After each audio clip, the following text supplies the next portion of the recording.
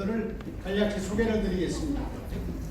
먼저 저는 한국환경공단 이사장을 역임하신 박승환 변호사님, 다음은 고해체 저지 범국민연합 법률단장을 맡고 계시는 이현 변호사님, 다음은 한국농업경영인 구비시연합회 손정곤 회장님, 다음은 한국농업경영인 상주시연합회 김영근 전 회장님, 마지막으로 환경부 4대강 조사평가단 박미자 국장님 참석하셨습니다. 토론은 지그재그로 이렇게 제가 지명하면서 진행하도록 하고요. 원래 토론 시간을 한 10분 정도 드리려고 했는데 시간이 워낙 이렇게 많이 가고 해서 한 5분 정도로 해서 간략하게 압축해 주셨으면 하는 부탁입니다. 그러면은 지금부터 토론을 진행하도록 하겠습니다. 먼저 첫 번째 토론은 박승환 변호사님께서 해주시기 바랍니다. 토론을 아주 압축적으로 하라고 하니까 사실 지난 2월달에 환경부의 보호해체 상시개방 결정에 대해서 또 잘못된 것, 특히 절차적인 것, 또 실체적인 법적 위반 이런 사정에 대해서는 우리 박석순 교수님께서 소상하게 설명을 했기 때문에 거기에 대한 대책 위주로 저는 몇 가지 말씀을 드리겠습니다. 아까 이재호 대표님께서 낙동강 하만보 광암들 주민들의 피해에 대해서 환경부 분쟁조정위원회에서 14억 청구에 대해서 8억 보상 결정이 났다라고 모두에 말씀을 하셨습니다. 이것이 가지는 의미가 무엇이겠습니까? 그것은 사실 2017년 12월 겨울 한 달간 잠시보를 개방했는데 그 기간 동안에 수막농법이라고 해서 겨울에 지하수를 끌어올려서 이 보온을 하는 그런 농법입니다. 이 수막농법은 사실 2012년 4대강 사업 이후에 소위 새로 개발된 농민들의 소득 증대 사업으로서 아주 많이 활용되고 있는 농법입니다. 이것은 낙동강뿐만 아니고요, 금강, 영산강 등 전국의 광범위하게 이 농법을 사용하고 있고, 이거로 인한 피해가 한 달간 했음에도 그런 피해가 나타났다고 하면 정말 앞으로 그 피해를 다 모아보면 수천억 조 단위로 아마 피해가 나타날 것입니다. 그래서 이것은 실제 환경부가 보호 모니터링 개방 사업이라고 하는 명목으로 그 하만보를 한 달간 개방한 데 따른 피해인데, 지금 봉주보는 2년째 개방하고 있고요. 영산강의 주요보들 또 한강의 이포보도 지금 완전 개방했다가 일시 개방하고 있기 때문에 전국적인 피해를 집계를 하면 어마어마할 것이다. 결국 이것은 정부가 주도하고 있는 이 보호 개방 내지 해체 사업 자체가 국민들에게 대해서 직접적인 불법행위라는 겁니다. 법적으로 보면 그것을 여러분 환경분쟁조정위원회라는 것은 그 위원장이 환경부 공무원입니다. 정부 기관이에요. 이것은 물론 준사법기관이지만 환경부 산하에 있는 환경부 우리 정부 조직입니다. 여기에서 그 피해를 인정했다는 것은 정부가 한편으로 불법행위를 하면서 또 한편으로 피해를 보상해주고 있다? 이게 도저히 납득이 안 되는 일이지 않습니까? 그러면 환경부 분쟁조정위원회가 피해 보상을 인정했다는 것은 지금 환경부 모니터링 사업 전체 보호 해체한다는 것 전부가 불법적인 국가의 공권력의 행사다라고밖에 볼 수 없는 것이 그것을 스스로 자인했다고 저는 생각하고 있습니다. 그뿐만 아니고 지금 내수면업이 많습니다. 특히 이 포포 같은 경우는 대규모 피해가 이미 발생했습니다. 포가 사실 10km, 20km로 이렇게 건설되어 있습니다. 강에. 그러니까 그 지역에 있는 어민들이 이 포포에만 86명의 어민이 어업 신고를 하고 어업을 해왔습니다. 그런데 이분들이 그 지역 어민조합을 만들어 가지고 치어를 소가리와 같은 보호보종의 치어를 상당히 방류를 해서 그걸 수확을 하고 이게 굉장히 이 내수면업 내지는 업 활동이 굉장히 활성화되어 있는데 이걸 마구잡이로 그냥 이 법을 개방하니까 물고기가 다 떠내려가가지고 팔당댐으로 다 가버렸다는 겁니다. 그럼 밑에 사람들은 완전 횡재를 만난 거죠. 그렇지만 그 지역 주민들은 엄청난 피해를 보고 있고 정부가 보상 약속은 한 것으로 알고 있습니다만 아마 그것은 법 해체를 전제로 해서 향후 발생된 최종적인 보상을 이야기하고 있지 그간 실질적으로 발생한 피해 보상은 지금 아직 생각도 하지 않고 있기 때문에 어민들이 그게 대책을 강구하고 있다는 말씀을 드리고요. 또한 지금 정부가 멀쩡한 보를 개방하고 지하수가 빠지니까 이것을 피해를 보상하기 위해서 작년에 지금 금년에 1,400억 예산을 확보를 해서 일부는 취수구 이전 지금 이 포구 안에는 그 오비맥주 취수구가 과거에 강 표면에 있던 것을 강바닥 밑으로 꼽는 공사를 상당히 수십억을 들여가 내가 한 것으로 알고 있거든요. 그런 돈을 지금 보조를 해주고 있습니다. 뿐만 아니고 구미고를 비롯해서 뭐 금강 모든 지역에 개방을 한 지역에 이 지하 취수구를 기피하기 위한 예산을 1,400억 범위 중에서 일부를 사용해서 농민들에게 지금 회유책으로 하고 있는데 실제 그 효과가 없다는 것입니다. 강물이 빠졌기 때문에. 그래서 이것은 위법한 예산의 집행 행위이고 여기에 대해서는 정부가 결산 때 국회에서 강력히 투쟁을 해야 된다고 생각을 합니다. 그 다음에 여러분 지금 아까 전에 우리 박석순 교수가 문제 제기를 했습니다만 과연 강물을 이 주인이 누굽니까? 선거 공약을 한 문재인 대통령이나 환경부가 이 강물의 주인이라고 생각하세요? 자기들이 마음대로 강물을 뺄 수 있습니까? 이게 법리적으로 봤어도 우리는 민법 아까 전에 박석순 교수가 뭐 외국의 수리권을 주장했습니다만 우리 민법의 231조에는 보면 공용하천 용수권이라는 게 있습니다. 이것은 그 강가에 있는 주민들이 공용하천을 용수해서 쓸 수 있는 권리입니다. 그리고 우리 77년도부터 대부분 판례에 의하면 보를 만들면 물이 더 늘어나지 않습니까? 그러면 그 물만 늘어날 뿐만 아니라 지하수가 더 함량되거든요. 우리 사대강도 그 원리가 본류에 물이 늘어나는 것보다 지하수의 함량이 훨씬 많다는 것입니다. 본류에 사대강에 저장되는 물은 여러 가지 통계가 다소 차이가 있습니다만 한 5억 8천만 톤 정도 되고 실제 5억 6천만 톤이고 지하수 함량은 7억 9천만 톤 정도 된다는 것입니다. 이게 영산강과 금강 주위는 많은 그 지하수를 이용해서 수박농법을 하고 있는 것이거든요.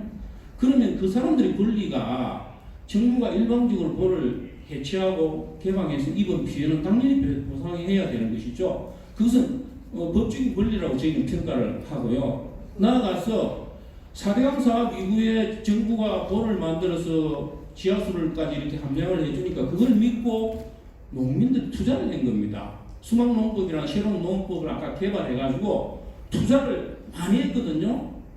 상당히 투자를 해서 지금 농사를 잘 짓고 있고 금강에서 만든 그 채소들은 전부 수도권으로 올라와서 수도권 주민들이 그 혜택을 보고 있습니다. 그런데 그는 신뢰의 이익을 무시하고 일방적으로 보를 해체 상시 개방해서 입게 되는 피해는 우리 행정법상 신뢰이익 보호 차원에서도 당연히 정부가 피해를 보상을 해야 된다고 저는 생각을 합니다. 나가서 지금 이제 곧 6월달에 국가물관리위원회가 구성이 되고 물관리기본법이 시행이 된다고 합니다. 그러면 여기에 이제 구성을 과거 뭐 지금 환경부가 구성한 그 위원회와 같은 형태로 해서는 안 되고 정말 식견 있고 우리 박석순 교수님 같은 분이 물관리위원이 당연히 되셔서 올바른 그 민의가 전달될 수 있어야 되고 거기에 대해서 당 차원에서도 당연히 요구가 문서로 제출하든 어떤 형태로든 제기가 돼야 된다고 생각합니다. 이 물관리기본법에 보면 물분쟁 조정제도가 있습니다. 물분쟁 조정제도. 그래서 이미 해체 결정이 난 영산강, 금강 주민들을 당사자가 되어서 당 차원에서 물 분쟁 조정 신청을 할 필요가 있다. 그래서 그에 대한 법리를 저도 지금 연구하고 있지만 당연히 해야 되고요. 최종적으로는 지금 과연 이 정부가 환경부가 지금 이미 결정한 이 해체 상시개방 결정을 물관리원회에서 멈추겠느냐? 저는 그렇지 않다고 생각합니다. 어떤 형태로든 일부 보에 대한 해체 내지는 상시개방 결정이 난다고 보면 그에 대해서는 어떤 우리가 투쟁을 할 것인지 최소한 법적 투쟁을 해야 됩니다. 이것은 저희가 그 해체 결정에 대해서 취소를 구하고 또 그 집행정지를 구하는 것을 지역 주민들을 내세워서 소송 등을 당연히 해야 된다고 생각하고 그 소송의 결과에 대해서는 저는 아까 박석순 교수님이 말씀한 여러 가지 그 논거에 비추어 봐서 법적 정당성, 실체적, 절차적 정당성이 있다고 보기 때문에 우리가 투쟁을 통해서 반드시 승리할 수 있는 결과로 갈 수 있도록 함께 노력하자는 말씀을 드리겠습니다. 박수호 변호사님 감사합니다. 다음은 이현 변호사님의 토론을 듣겠습니다. 예, 안녕하십니까. 4대강 국민연합이라는 거 들어오셨어요? 예, 지난 3월 28일이죠. 프레스센터에서 이제 많은 분들이 모였습니다. 거기서 그 4대강보 해체 저지 국민연합이 이제 이름이고요. 줄여서 4대강 국민연합인데 그때 발대식이 있었습니다. 그때 얘기했던 내용은 뭐냐? 여러분들 뭐 참석한 분들 계셨겠지만 4대강보 해체는 공론분열과 국토 파괴 행위다. 그리고 국가 해체입니다. 그리고 합리적 근거나 여론 수렴의 절차도 없이 물 부족 국가 그리고 지역 주민들에게 유용한 4대강보를 일방적으로 해체하겠다라고 하는 현 정부에 맞서서 범국민연합을 결성한다. 그리고 강력한 저지 투쟁으로 그 해체 결정에 이를 막아내겠다라고 하는 취지였습니다. 저는 그 법률단장으로 여기에 참여하게 됐는데요. 이전에 그 이명박 정부 시절에 4대강 수성과 관련하여서 이 4대강 사업을 반대하는 분들이 이제 제기한 국민소송인단을 구성을 해서 그때 이제 소송을 했을 때 제가 그 정부 측의 대리인이었습니다. 특히 이제 영산강 쪽을 맡아서 이 소송을 수행했고요. 그게 2009년부터 시작해서 결국 2015년에 최종 판결이 나왔어요. 최종 판결이 나왔다는 얘기는 어떻게 나왔을까요? 이 사람들이 온갖 주장을 했었어요. 온갖 주장. 특히 이제 수질 부분 굉장히 많이 주장을 했죠. 그리고 이제 여러 가지 이제 예타 면제했던 게 위법하다 등등 온갖 주장을 했는데 결국은 대법원에서 그 기각하는 판결이 나왔다라고 하는 것은 4대강 사업의 적법성과 타당성을 인정한 거였었어요. 그렇겠죠? 그냥 근데 지금 그 당시에 4대강 반대를 하면서 소송에 참여했던 분들이 여기 보니까 결국은 이번에 4대강 해체 결정하는 데에 이분들이 주역이시더라고요. 이분들이 주역. 그럼 어떻게 이해를 해야 되겠어요, 이거를? 대법원에서 확정 판결이 난 것은 정권을 잡았다고. 그냥 뒤엎어버리는 거예요. 이게 뭡니까 도대체? 우리가 얘기하는 반법치라는 얘기가 바로 이 얘기예요. 반법치. 그 대법원 판결이 10%게 살아있는데 말이죠. 이게 지금 자기네들 얘기한 대로 그게 맞다고.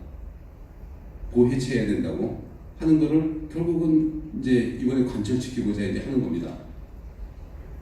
그 4대강 사업과 관련된 여러 가지 소송을 하는 과정에서 사실은 좀 더 밝히고 싶은 부분들이 많이 있었어요. 근데 그게 제대로 알려지지 않았던 것들이에요. 뭐냐면 일단은 4대강 사업의 모델이 뭐냐라고 하는 거를 놓고 이제 그 당시에 얘기를 했을 때는 그냥 대외적으로 얘기한 건 포항에 태화강 이런 얘기들 이제 보통 했는데 실제 그게 아니었어요. 그게 뭐였냐? 88 올림픽 때 한강 사업이에요. 그게 바로 모델입니다. 그죠? 그때 한강 유람선 띄우기 위해서 그 잠실보 그리고 신곡보를 만들었죠. 그리고 거기에 지금 준설을 했어요. 근데 그때 어떻게 했느냐? 그 사업비는 준설한 비용으로 해서 건설사에 계산해서 끝냈어요. 아주 효율적이죠. 그리고 그 당시에 어떤 때가 있냐면 이명박 대통령이 현대건설 사장 시절에 한 걸로 제가 알고 있어요. 근데 그런 부분을 좀 적극적으로 홍보를 합시다 그랬더니 얘기하지 말라고 자꾸 그러더라고요. 근데 실제 맞아요. 그리고 실제로 그런 식의 사업이 이루어졌고요. 그 이후에 어떤 편익은 우리 상상 이상이었습니다. 그죠? 상상이었어요. 상상 이상. 그 당시에 소송을 하는 과정에서 이거 준설하고 그 다음에 보호 만들고 이거 자꾸 문제를 제기하는데 이거 어떻게 되는 거야? 라고 했는데 실제 사례가 있었다는 얘기예요. 실제 사례가 있었어요. 그리고 지금 실제 말이죠. 홍수 예방이라는 게 어떤 의미를 갖는 거냐라고 했을 때 그 당시에 이제 박재강 교수님이 이제 얘기했던 내용인데 비포장도로 이거 그 홍수가 나서 그 물이 빠지려면 지금 상황은 비포장도로는 다름없는데 고속도로가 만들어지는 거라고 했어요. 그죠? 실제 고속도로가 봤더니 효과가 생겼죠. 홍수의 예방 효과. 이거는 제가 굳이 따로 설명 안 해도 될 거예요. 그죠? 그 다음에 또 하나가 이수 부분인데 이게 가뭄 예방 관련된 부분일 수 있어요. 그 당시에 말씀했던 게 뭐였냐면 생수 이 얘기를 하더라고요. 생수 한 병이 얼마예요? 500원 하는 데도 있고 1000원 하는 데도 있고 그러더라고요. 장소에 따라서. 근데 지금 물을 그렇게 모아놓으면 그 생수가 그게 바로 생돈이라는 거예요. 돈. 난 그 얘기를 듣고서 야 이거 보통사업이 아니구나 라고 이제 생각을 이제 했던 거예요. 그 다음에 소송하는 과정에서 사실은 초장에 거의 끝났어요. 이유가 뭐냐면 현장 검증을 하고 끝났어요. 현장 검증. 현장 검증을 어디서 했냐면 첫 번째 한 대가 잠실법 이쪽에 한강 치수장이 있습니다. 한강 치수장. 그리고 거기가 이제 팔당댐으로 해서 이제 이어지는 데요. 거기서 치수를 해요. 치수하고 주로 이제 아마 경기도 북부 지역 있는 분들이 그 물을 이제 먹게 되죠. 그 사실은 그 이분들 저기 이 사례강 반대하는 분들이 주로 얘기했던 부분이 뭐였냐? 보호 만들어지면 고인물은 썩는다. 강물은 흘러야 된다. 엄마의 문화에 뭐 강변설자하고 금모르통 얘기하고 막 그랬어요. 근데 그게 아니잖아요. 그죠? 실제 이루어지는 거하고 너무나 다른 얘기예요. 소위 요즘에 얘기하는 가짜뉴스 얘기하는데 그 당시에는 뭐라 그랬죠? 괴담이에요. 괴담. 뭐 광우병 괴담, 세월호 괴담하고 마찬가지로 이제 같은 그런 거였어요. 결국은 괴담의 사실과 다르고 그리고 과학에도 맞지도 않고 라는 것들이 이제 결국은 확인이 됐습니다. 그것을 정권을 잡았다고 해가지고 결국은 다시 뒤엎는 거예요. 이거를 가당치 않은 얘기죠. 어떻게 이걸 받아들일 수 있겠습니까? 지금 이제 수송하는 과정에서 제가 계속 궁금했던 부분이 있어요. 이 사람은 왜 자꾸 이러는 거야? 라고 이제 했어요. 근데 보니까 그거더라고요. 아마 이명박 대통령이 청계천 사업 치적으로 말미암아 대통령이 됐다라고 하는 거. 근데 이게 사대강 하면은 또 다른 치적이 만들어져서 자기들 정권 교체가 유문해질 것 같다라고 하는 그런 걱정거리 하는 사람도 있었고요.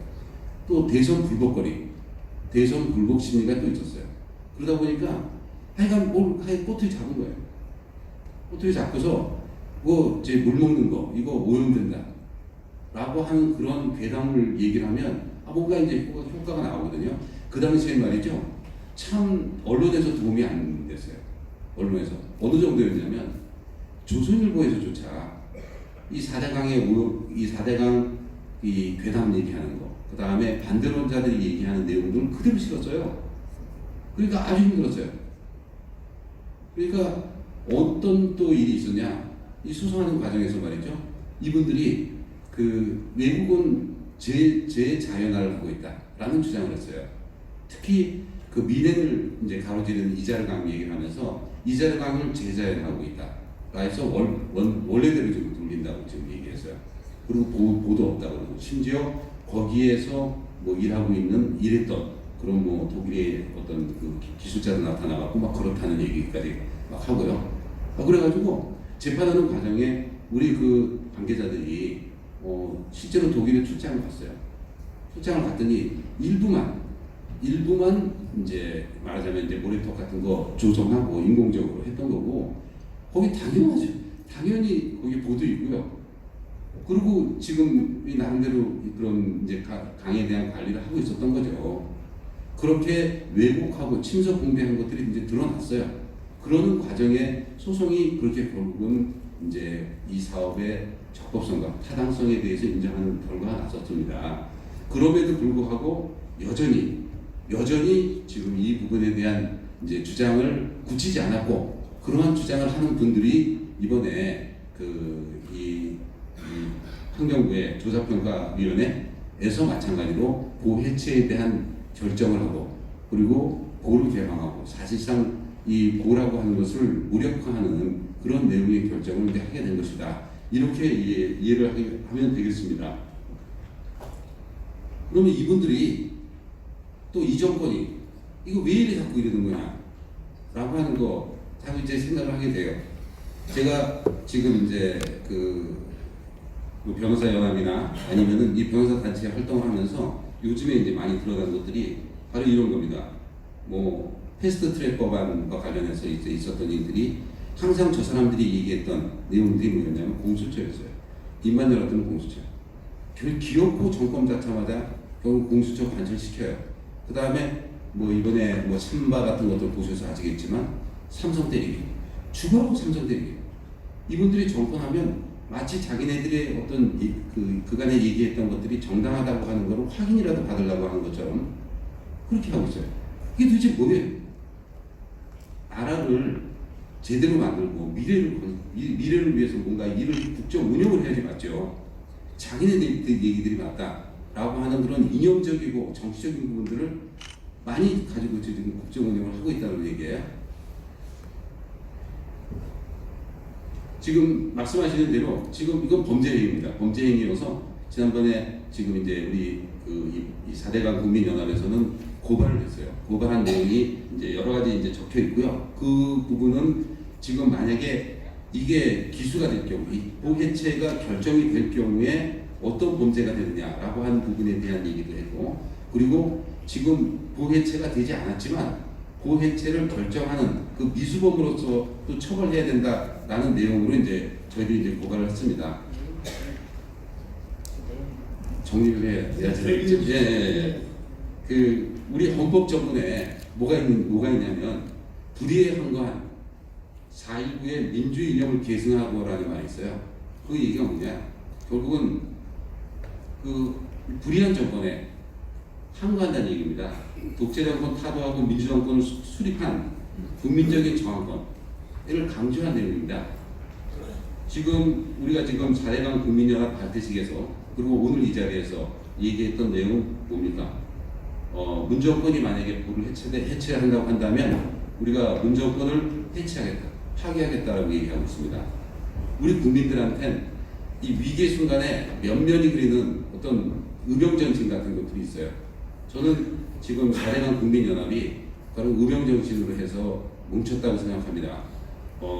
함부로 지금 여러 가지 우리의 일의 성과들로 나타나고 있다고 생각합니다. 지금 이 4대강 반대론자들이 오히려 우리 정부 쪽, 현재 문재인 정부 쪽을 향해서 지금 제대로 지금 이제 그 4대강 이 사업 보호 해체 작업 제대로 안 한다라고 하는 불만 표시하고 있기도 해요.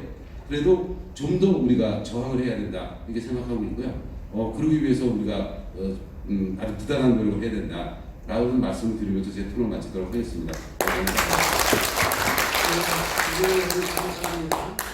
다음은 손정곤 회장님 토론하겠습니다. 다음 저희는 5분 시간을 좀 공수해 주십시오. 반갑습니다. 저는 구미에서 올라왔습니다. 아까 모군이 말씀하셨죠. 이 바쁜 농사철에 이렇게 서울까지 상경하게 되었습니다. 제가 살고 있는 그 구미의 구미보 설치 이전에는 가뭄만 되면은 농사철 물 부족 현상으로 이웃 농민들과 티격태격 몸싸움까지도 하면서 농업용수 확보에 예결을 올려 했습니다. 그리고 홍수철 수해 시에는 잘 지어놓은 농산물이 수마에 휩쓸려서 한해 농사를 빼먹어야 하는 상습 침수 및 수해 지역이었습니다. 그러나 구미보 건설위원회는 극심한 가뭄에도 쏟아지는 장마철 홍수에도 아무런 걱정 근심 없이 농사일에만 전념할 수 있었습니다. 그런데 현 정부에서는 녹조 발생, 생태 환경 회복이라는 말도 되지 않는 핑계를 대며 보 수문 개방 및 종국에는 보 해체까지도 계획하고 잘 살고 있는 우리 농업인들의 목숨을 앗아가려 하고 있습니다. 녹조 발생이 주변 지류, 지천 등으로부터 오염물질 유입이 주 원인이라는 전문가들의 의견이 쏟아지고 있음에도 오염 유입 관리에 추가적인 개선책은 없이 오로지 수문 개방 및 철거가 대안이라며 농업 용수를 볼모로 정치 오복을 자행하고 국민 혈세를 낭비하고 있는 정부의 결정은 반드시 재고되어야 합니다.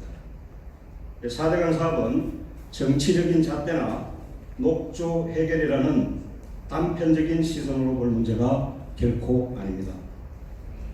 합리적인 수자원 활용과 수질오염 최소화를 위해 전반적인 실태조사 및 분석으로 오염 원인을 찾아 해결책을 먼저 찾아야 합니다. 수문 개방 및 철거가 능사가 아니라는 사실을 직시해야 합니다. 우리의 희망 젖줄이며 우리 농업인의 생명인 4대강군은 꼭 지켜져야 합니다. 소중한 수자원을 우리 후손들에게 반드시 물려줘야 합니다. 현 정부는 농지 사막화와 농업재해를 획책하는 4대강보 수문 개방 및 해체 계획을 즉각 중단하고 자가당착에서 빠져나와 농업, 농촌 회생에 책임을 다하는 모습을 보여주시기를 강렬히 촉구합니다. 감사합니다. 신회장님 간단 명료하게 전해주셨습니다. 다음은 김영근 회장님 말씀해 주십시오. 네, 장시간 많은 시간 기다렸습니다. 저는 경북 상주 상주보 그 밑에 낙당보 대책위원장을 맡고 있으며 지난해 2018년도 9월 28일부터 10월 15일날 낙당보 수문을 연다는 그런 문재인 정부의 발표가 있는 다음부터 저는 상주시장 한청모 시장과 또 우리 이미자 의원님과 함께 각 지역을 다니면서 반대 목소리를 높여왔습니다. 사실상 저는 오늘 대토론이라 해서 많은 자료를 구해왔습니다만 짧은 시간 5분이라는 시간을 주었기 때문에 제 자료로 책자에 63페이지부터 있습니다. 요거는 간단하게 보시고 제가 그동안에 2달을 전국의 언론이라 하는 YTN, TV조선 2달 동안 잠도 안 자고 밤낮으로 전화 와서 인터뷰를 요청하고 했습니다만은 엄청난 저는 피로를 많이 느꼈습니다. 그러나 방영이 하나도 되지 않았습니다. 너무나 언론에 왜곡이 되어 왔고, 그래서 오늘은 국회에서 하니까 언론이 제대로 보도가 될까 싶어서 그동안 뛰어다니면서 자료 만들어 놓은 거 다 가져왔습니다. 이것도 비춰주고 이제는 방송이 좀 될까 싶었는데 오늘도 역시나 좀 그렇습니다. 앞에 계신 우리 유튜브 운영자님께 이따가 꼭 부탁의 말씀 드리도록 하고요. 저는 초창기에 박석순 교수님께서 하셨듯이 저희 낙담보 인근에서 쓰레기를 얼마만큼 저희들이 부산 바닷가까지 못 내려가도록 얼마나 수백 톤을 걸르고 이렇게 해가지고 활동을 해왔습니다.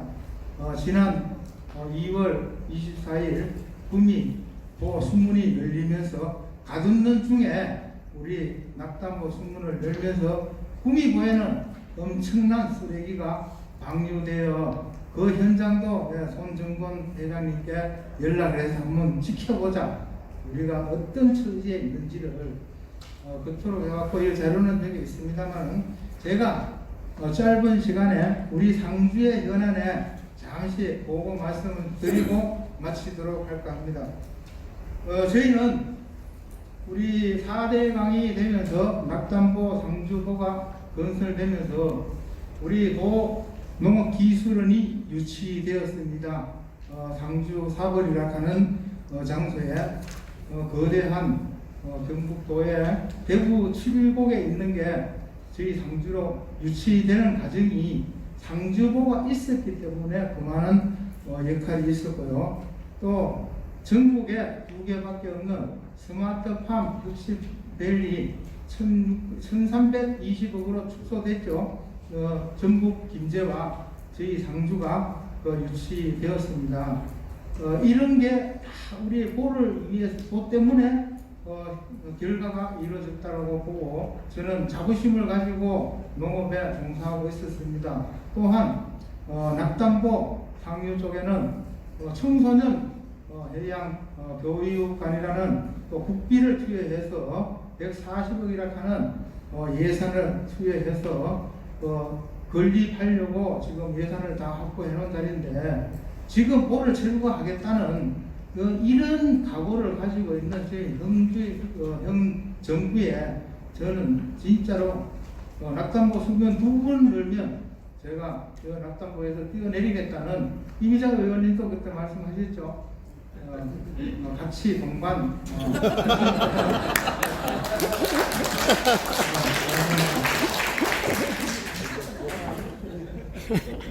예, 저는 낙담보 바로 인근에 있습니다. 밑에 있는데 저는 과거 환경단체 때문에 자꾸 농민들이 애로사항을 제가 대구 지방방송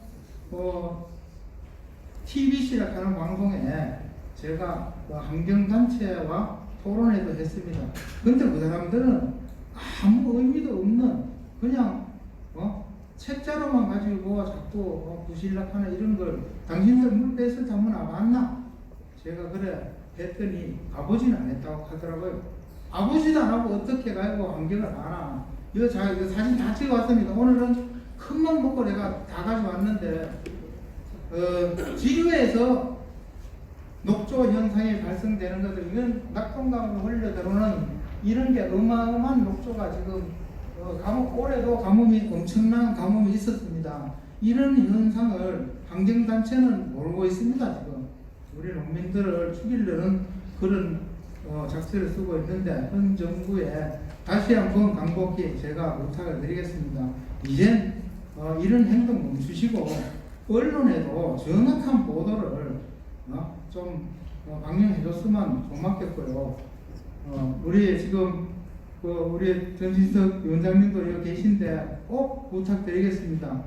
우리 이저 특임 장관님께서는 벌써 여러 차례 제가 이제 뵙고 같이 힘을 합치고 있습니다만은 다신 이런 결과를 할 수 없도록 좀 부탁의 말씀드리겠습니다.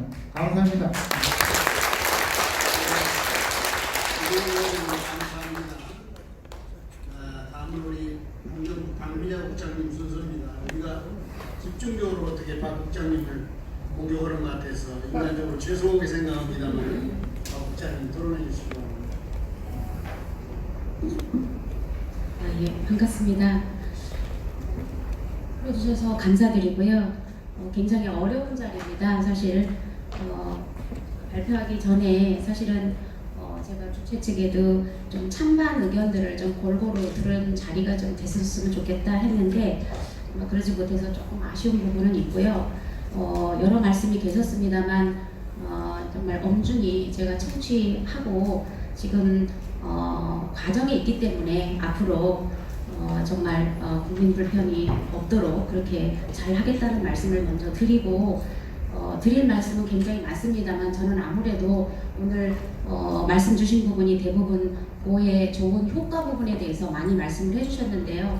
아무래도 보완이 필요한 부분도 분명히 있을 것입니다. 그래서 그런 부분들, 그리고 PPT를 준비를 했습니다. 간단하게 보시면서 들어주시면 좋을 것 같고요. 다음 쪽 하겠습니다. 저희가 지난 2월 22일 날 조사평가 기획위원회에서 저희가 금강 영산강 공처리 방안 제시안은 잘 알고 계시기 때문에 더 구체적인 생략을 하겠습니다. 그 이후에 저희가 그 진행을 계속적으로 다방면으로 하고 있는데요. 주로 그 말씀해 주시는 이슈와 그런 쟁점들에 대해서 말씀을 드리고자 합니다. 첫째는 일각에서 당장 고가 해체되는 거 아니냐 하는 그런 의견을 많이 주셨습니다. 그런데 제가 여러 차례 말씀드렸다시피 기획위원회의 그 제시안은 저희가 어떤 사회의 논의를 시작하는 첫 단계로 제시를 했던 것이고요. 최종 결정이 아니고 분야별 전문가들이 모여서 연구 결과를 토대로 해서 도출한 권고안이라 할 수가 있습니다. 그리고 예고된 바대로 6월 출범하는 국가물관위원회에서 다시 또 논의를 하게 될 거고요. 결정된 이후에도 그래프에서 제가 표시를 했습니다만 관련 법정 계획에 반영도 해야 되고 행정 절차도 여러 단계를 거쳐야 됩니다. 보면은 지금 3분의 1도 오지 못한 그런 단계라고 할 수 있고요. 앞으로 단계마다 오늘 토론회 같은 그런 자리들이 많이 있었으면 하는 바람입니다. 다음 장 주시기 바랍니다. 22일 날 기획위원회에서는 저희가 그 권고안 외에도 이 권고안이 성립하기 위한 여러 가지 부대 사항들에 대해서도 함께 제시를 했습니다. 지금 현재 여러 가지 공통 사항 또는 보별 그 특수 사항에 대해서 추가 검토를 하고 있고요. 지역별 의견 수렴도 여기에 함께 저희가 보고하도록 돼 있었습니다. 그래서 수계 보별 그리고 지역, 동면별, 지자체별 간담회 토론회 그리고 여러 지자체에서 입장문도 다양하게 개진을 해주시고 계셔서 이런 의견들을 종합적으로 해서 정말 객관적으로 정리해서 보고를 드릴 예정입니다. 지금까지 금강 영산강에 대해서는 총 75회 이상 의견 수렴을 한 바 있고요. 정말 그 많은 의견들이 있습니다. 대충 저희가 분류를 해보면 고해체 찬반 관련 의견들이 가장 많고요. 물용 대책의 어떤 필요성 그리고 지역 문화재, 지역 관광과 관련한 여건 고려 이런 부분들이 많은 의견들을 차지하고 있습니다. 현재 그 보별 부대 조건에 대한 검토 그리고 필요에 따라서는 지자체하고도 또는 민간협의체 주민들하고도 수시로 협의를 하고 있고요. 앞으로 이 부분은 물관위원회에서 종합적으로 검토될 수 있도록 지원을 할 예정입니다. 두 번째 되겠습니다. 두 번째는 이게 보호의 그 효용성에 관한 것인데요. 4대강 보호의 이점은 살리고 문제는 보완하면 되지 않느냐 하는 의견들을 많이 주십니다. 맞습니다. 그래서 수십조 원이 투자된 것이고 기왕 있는 보이기 때문에 이런 뭐 이점이 적고 많고를 떠나서 일단 좀 지켜보고 하자 하는 그런 의견으로 저희가 생각을 하는데요. 사실 근본 그 보호 처리 방안만 떼어놓고 보자면 그럴 수도 있겠습니다만 사실 전체 그 4대강 사업의 시작부터 그리고 현재 그리고 앞으로 우리가 긴 안목으로 볼 필요가 있습니다. 이점이 있지만 실험적 관점에서 이점이 분명히 있을 수 있는 부분이 있지만은 그것을 유지하기 위해서도 분명히 어떤 비용도 추가되고 관리 노력도 정말 필요한 그런 상황입니다. 그런 이점이 정말 얼마나 있느냐 하는 부분 관련해서 제가 조금 분야별로 말씀을 좀 드리면 4대강 사업과 관련해서는 사실은 여러 논란이 많이 계셨습니다. 오늘 발표 말씀도 계셨지만은 그래서 공과에 대해서는 좀 더 두고 판단해야 되는 의견도 또 있고요. 여러 가지 분분하지만은 그간의 4차례의 그 감사 결과를 토대로 볼 때에 그 수자원 확보라든지 홍수 대응, 그 다음에 침수 경관 이런 이유 같은 이점이 있다고 하더라도 투자 대비 기대만큼 정말 크지 않다는 것이 일반된 결과라고 저는 보고 있습니다. 수자원 확보 같은 경우에도 부족 지역하고 실제로 물을 확보해둔 본류하고 지역의 차이가 있다는 그런 의견들도 있고요. 그리고 이러한 수자원 확보나 홍수 대응 같은 이점들이 자체의 그 효과보다는 준설과 그다음에 재방 보강 효과라는 것이 다수 의견이다. 저희는 그렇게 보고 있습니다. 또 아까 뭐 그 홍수 예방 부분 관련해서는 사실은 아까 발제 말씀도 계셨습니다만 댐도 일정 부분 채웠다가 내리고 하는 부분들이 있습니다. 근데 계속 보를 채워둘 경우에는 물 흐름을 막아서 사실 홍수위가 올라가는 그런 부작용도 있습니다. 수질 개선 효과와 관련해서는 아니 그걸 지금 말려하는 거지 지금? 저희는 제가 단독으로 말씀드리는 건 아니고요. 여러 차례의 그런 그 평가 보고서 중에서도 일관되게 말씀을 하고 계시는 부분이고요. 그 보에 가두어진 그 수자원이 당초에 목포했던 것들에 쓰이고 있는 부분이 예를 들면 금강 같은 경우에 도수로 2개를 통해서 쓰고 있는 부분이 약 한 8% 정도로 분석이 됐습니다. 그래서 어떤 그 이점이 있다고는 하지만 실현되지 않은 그런 이점일 수가 있고요. 그것이 실현되기 위해서는 여러 가지 도수로 공사라든지 투자가 다시 또 따르게 됩니다. 사실 그 금강에 있는 도수로 2개의 경우에는 비상용입니다. 가뭄 때 대비해서 1년 내내 가동을 하지 않고 있다가 가뭄이 되면 비상시 잠깐 가동을 하는 그런 상황입니다. 그런데 관리 운영비는 계속 들어가는 것이죠. 그러면 이 물을 어디서 끌어와야 하느냐 하는 부분에 대해서는 그 지역의 어떤 전체적인 상황을 고려해서 해야 될 문제라고 생각을 하고요. 수질 개선 다음에 수질 개선 효과와 관련해서는 사실 조금 장기간의 어떤 모니터링이 가장 필요한 부분인데요.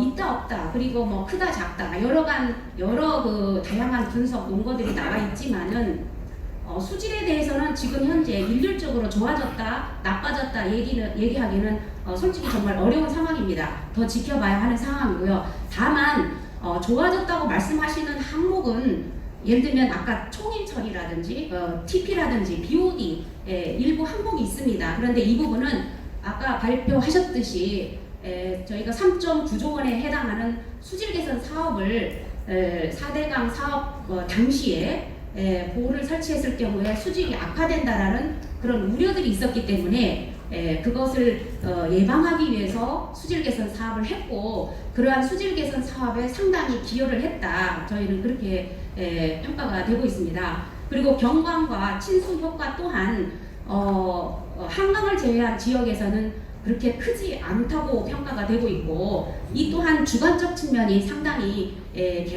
측면이 강해가지고 계량화하기 어려운 부분이 있습니다. 이 부분은 어떤 사회적인 그런 논의와 협의가 좀 필요한 부분이라고 생각이 들고요. 왜 자꾸 시간을 더 주십니까, 소장님? 좀 예, 주십시오. 근데 여러 발표하신 분들이 같은 목소리로 사실 아니 우리는 할 말이 없어서 녹음만 하십니까? 예? 경관이 중요하고 다른 데는 경관이 중요하지 않습니까? 예, 거의 끝났습니다. 예. 한강이 죽은 여러분, 사람만 그래서 저희는 이 보처리 어려운 자리에 오셔서 제시안이 갑자기 어떻게 뚝 떨어지는 것은 아니다. 여러 그 평가와 분석과 같은 맥락에서 나온 것이다. 저는 이렇게 말씀드리고 싶고요. 다만 그 감사원 감사나 이런 데에서도 문제점에 대해서는 지적을 많이 했습니다. 그런데 어떻게 조치할 것이냐에 대한 제시는 없었기 때문에 저희가 여러 가지 방법론을 동원을 해서 내놓았다는 말씀이고요. 여러 그 보호의 이점에 대해서는 논란이 있을 수 있습니다만 지금도 보완할 점에 대해서는 정말 명백히 있다고 생각을 합니다. 아까 취양수장 취수구 조정에 대해서 말씀을 해주셨는데요. 사실 이게 유사시에 보호를 주민들께서 탄력 운영을 해달라 이렇게 말씀을 하시지만 지금 현재 상황에서는 관리 수위에 취수구가 딱 맞춰져 있습니다. 그것을 조절하지 않고서는 탄력 운영 자체가 불가능합니다. 그런 부분에 대해서는 정말 명백히 보완이 필요한 그런 상황이라고 할 수가 있고요.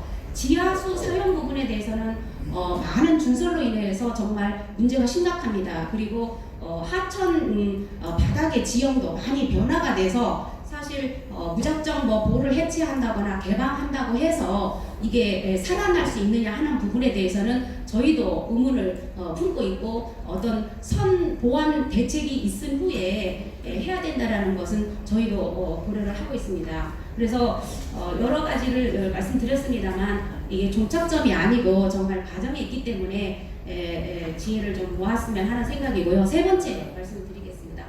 보호 처리보다 지류지천 오염원 대책을 먼저 해야 하지 않느냐 하는 의견을 많이 주시고 계십니다.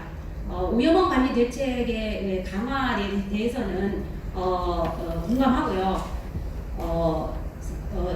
다만 이제 이거는 그때 4대강 사업할 때에도 반대 측에서는 본류보다 그러면은 지류지천부터 해야 되지 않느냐 하는 그런 주장들을 했듯이 그 반대 논리도 지금 현재 가능하다고 생각을 합니다. 이것만 그렇지만은 오염원 관리 대책만으로는 정말 한계가 있기 때문에 저희가 보처리만 하자는 것은 아니고요. 오염원 관리, 그 다음에 생태보건, 그 다음에 물흐름 개선을 위한 여러 가지 다각적인 노력을 병행해야 된다 그렇게 보고 있습니다. 이것은 그간에 우리가 그 수계별로 수질 오염 대책들을 꾸준히 추진을 해왔지만은 저희 환경부의 능력 부족도 있겠습니다만 우리 강 수질이 정말 좋아졌다 이렇게 만족스럽다 이게 보시지는 않으시는 것 같습니다.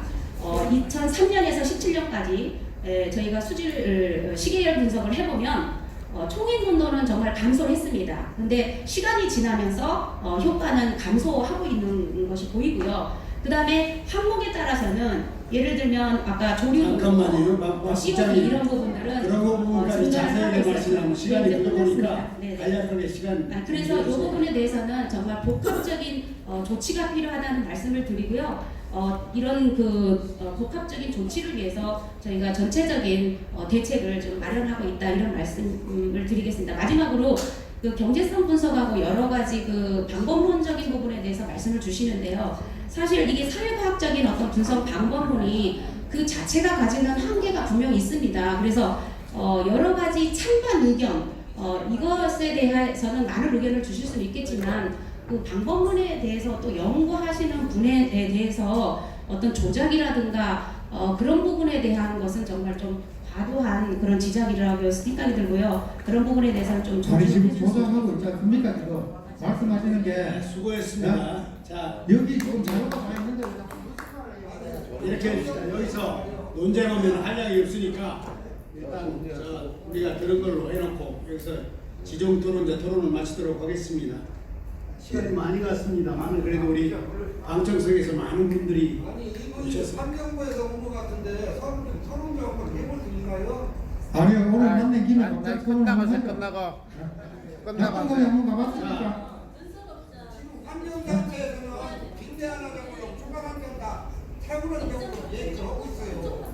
이 자그만 가지고 자 이렇게 하시죠.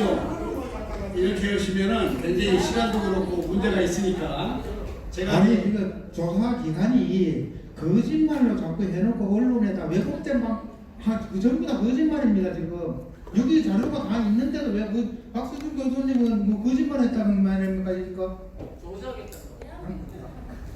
왜 자꾸 거짓말을 자꾸 해요? 자, 우리가 지금 명백하게 견해차가 너무나 천냥지차다. 천냥지차는 하늘과 땅 같은 차이라거든요. 여기서 만일 우리가 논하기 시작하면은 1년 365일에도 똑같은 결과가 나올 겁니다. 그러니까 그만하시고 토론회는 정확한 자료를 바탕으로 토론회를 하는 거지. 우리 방청객들 이렇게 많이 그동안 고생하셨는데 한번 좀 여러 가지 그 의견을 들어보는 순서를 갖도록 하겠습니다. 우리 발제자나 토론자한테 특정히 묻는 분한테 지명을 해주시고 아주 간단 명료하게 지명을 해주시고 그렇게 했으면 좋겠고 질문하실 때는 어디서 오셨는지 소속이나 이런 걸 밝혀주시면 고맙겠습니다. 자, 손을 들어주세요. 저 요분이 제일 먼저 놓치셨으니까 말씀하세요. 네, 저는 상주에서 왔습니다. 상주로 낙담부 지킴이라고 제가 말씀드리고 싶고요. 우리 앞에 계시는 김영근 회장님을 모시고 대책위원회 사무장을 맡고 있는 유영훈이라고 합니다. 먼저 우리 박선한 변호사님께 질문드리겠습니다.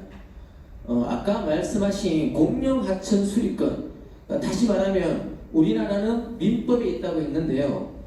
그 말은 즉 강물 주변에 사는 사람이 농업용수의 간섭적인 주인이라는 어떤 그런 얘기가 오늘 듣고 제가 그런 말이 이렇게 굉장히 와닿았습니다. 그렇다면 제가 이번에 그 4대강 보호 개방을 하는 이제 개방을 하기 위해서 환경부나 환경청에서 와서 어떤 얘기를 하던 중에 이런 얘기를 들었습니다. 낙동강물, 제 낙동강 주변에 사는데 강물을 쓸 때 허락 없이 쓰면은 이것도 그 농업용수로 어떤 물을 팔아먹거나 뭐 이걸 가지고 뭐 다른 용도로 쓰는 게 아니라 농사 짓기 위해서 물을 쓰면은 그게 법적 제재를 당할 수 있는 거라고 얘기를 들었는데요. 만약 그게 사실이라면 이걸 어떻게 대항을 해야 되며 이게 정말로 이렇게 사용하면은 법적 문제가 되는지 참 궁금합니다. 또 한 가지 더 말씀드리고 싶은 건 우리 박미자 4대강 보호 개방을 위해서 모니터링을 했습니다. 그래서 모니터링을 하는 과정에 타설 관정이나 아까 질문 드렸던 강물에 대한 강물 사용에 대한 조사를 실시한다고 해서 모니터링에 협조를 했습니다. 그런데 사실상 모니터링을 제대로 하지도 못하고 보문을 닫게 됐습니다. 그 이후에 저희들한테 날라온 건 사찰, 그러니까 모니터링을 한다는 이유로 불법 관정이 어떻게 되어 있는지, 또 불법 강물을 어떻게 사용하는지를 조사해서 국회의원님 되신 분이 환경과에 이 부분을 자료 요청까지 해가면서 물었습니다. 그 얘기는 전 뭐냐면 원래의 목적은 모니터링인데 모니터링을 한 결과에 나오는 자료들을 가지고 농민의 목을 쬐는 불법 관정을 찾아내서 어떻게 하겠다. 내지는 불법적으로 강물을 사용하는 것을 막으면서 니네들이 말하고 있는 그런 목소리를 못 내게 하겠다는 어떤 그런 취지의 의도라고 보고 있습니다. 이거는 정말 비양심적이고 야비한 행동이라 생각하는데 이게 정말 현 정부가 정당하게 4대강 보호를 파괴해야 되는 이유 속의 하나인지 궁금합니다. 이상입니다.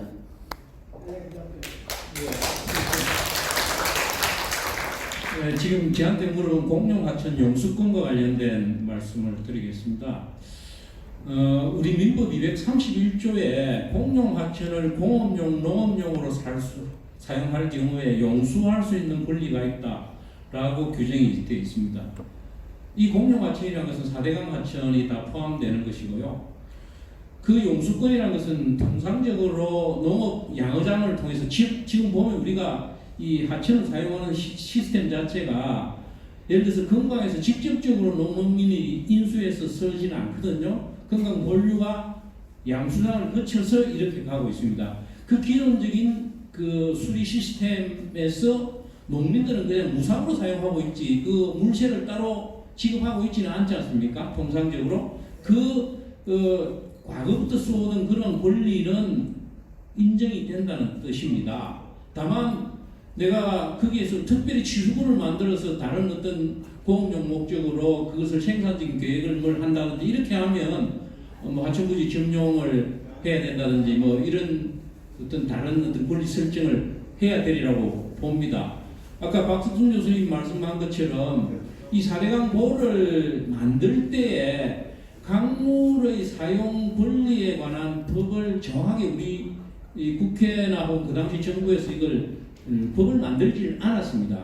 따라서 지금은 우리의 전통적인 관습법이나 민법적인 규정의 범위 내에서 우리가 이걸 법을 이해할 수밖에 없는 것이고 문제는 4대강 사업을 하면서 보를 만들어서 본류의 수위가 올라갔고 또 지하수가 많이 함량이 되었습니다. 그럼 종전보다 늘어난 이 용수권이 생긴 것이거든요. 또 그 함량된 지하수를 가지고 수박농법 등 새로운 농업 기술을 개발해서 농업 투자가 이루어졌는데 이러한 이제 여러 가지 그 행정법상의 신뢰이익이라든지 이런 것들이 과연 보호되어야 하느냐 하는 문제입니다. 근데 이것은 정부 스스로도 지금 하만보 이후에 위에 있는 강압들 농민들의 피해에 대한 농업 보상을 한 것처럼 정부도 그 권리를 인정하고 있다고 보여집니다. 그래서 지금 전국 4대강 보위 모니터링 사업 이후에 발생한 여러 농업 피해는 정부가 당연히 보상을 해야 되고 거기에 대해서 농민들은 법적 권리가 있다. 저는 그렇게 생각합니다. 국장님 간략히 답변해 주시겠습니까? 네, 아까 뭐 불법 간정 사용 조사 부분과 관련해서는 저희가 한 부분은 아니고요. 저희는 객관적으로 그 지역의 물을 관정이 얼마나 있고 그게 뭐 신고 여부, 허가 여부와 상관없이 어느 정도 사용하고 있는지에 대한 현황 파악을 한 바는 있지만 뭐 불법 간정 사용하는 부분과 관련해서 뭐 농민들에게 어떤 불이익이나 이런 거를 주기 위해서 한 적은 없습니다. 아마 제가 추측기로는 그 해당 의원님께서 지하수 가다 사용 문제라든가 그런 부분에 관심이 계셔서 아마 따로 별도로 그렇게 조사를 하신 것 같습니다. 저희하고는 다릅니다. 다시 좀 알아주시기 바랍니다. 네, 이런 감사합니다. 부분이 정말로 있었고 뭡니까 4대강에 대한 목소리를 내지 마라라는 의도가 분명히 삽입되어 있고 만약에 그게 아니라고 말씀하신다면 앞으로 그런 부분들이 같이 삽입되지 않도록 해주시기 바랍니다. 알겠습니다. 감사합니다. 이쪽에서 상당히 의견이 있는 것 같은데 시간이 굉장히 지금 없는 상황입니다. 특히 지방으로 가실 분들이 지금 상당히 많은 것 같은데 그런 상황을 양해해서 저 지역에서 올라오신 한 분만 의견을 받고 다음 분들은 죄송합니다만 양해해 주시기 바랍니다. 이쪽에서 대표로 한 분. 정술장님 하세요. 그래 말씀하세요. 그래서 정화청랑 박미정 국장님한테 좀 부탁을 드리겠습니다. 먼저 아까 토론 중에 말씀하시는 중에 준사람으로서 문제도 있다 그런 말씀을 하셨는데 저는 건강병에서는 70년을 살았습니다. 준설 4대강 사업하는 과정을 쭉 지켜봤습니다만 준설 과정에서 퇴적토 2의 생당은 1g도 파내지 않았다는 것을 제가 직접 봤다는 말씀을 드리고요. 그래서 퇴적토를 준설했는데 무슨 문제가 있을까 싶은 생각이고요. 지속적으로 4대강 사업에 대해서 평가를 해보겠다고 그러셨는데 금강에는 지금 금강 물질을 맡고 있는 것이 용담댐, 대청댐이 있고요. 그 다음에 세종구, 공주구, 백제구가 있고 그리고 군산과 장흥 사이에 금강 하구뚝이 있고 이렇게 금강물을 맡고 있는데 지금 이름은 달라도 6개 보가 있는데요. 평가를 하시려면은 세종구, 공주구, 백제구 3개만 하시지 말고 용담댐, 대청댐, 세종구, 공주구, 백제구, 금강 하구뚝 이렇게 6개를 모두 평가를 하시고 똑같은 결론이 나와서 같이 처리가 될 수 있도록 그렇게 정부 정책에 좀 반영해 주셨으면 하는 바람을 가지고 건의를 드립니다. 박 국장님 드릴 말씀 있습니까? 그래요. 드릴 말씀 있는 것 같으니까요. 사실은 밤새도 지금 토론이 끝나지 않을 것 같은데 그러나 지금 무진장 토론을 진행될 수 없는 상황이니까 참 아쉽습니다만 일단은 토론을 여기로 마치고 마이크를 우리 사회자신 이미자 의원님께 드리도록 하겠습니다. 네, 감사합니다.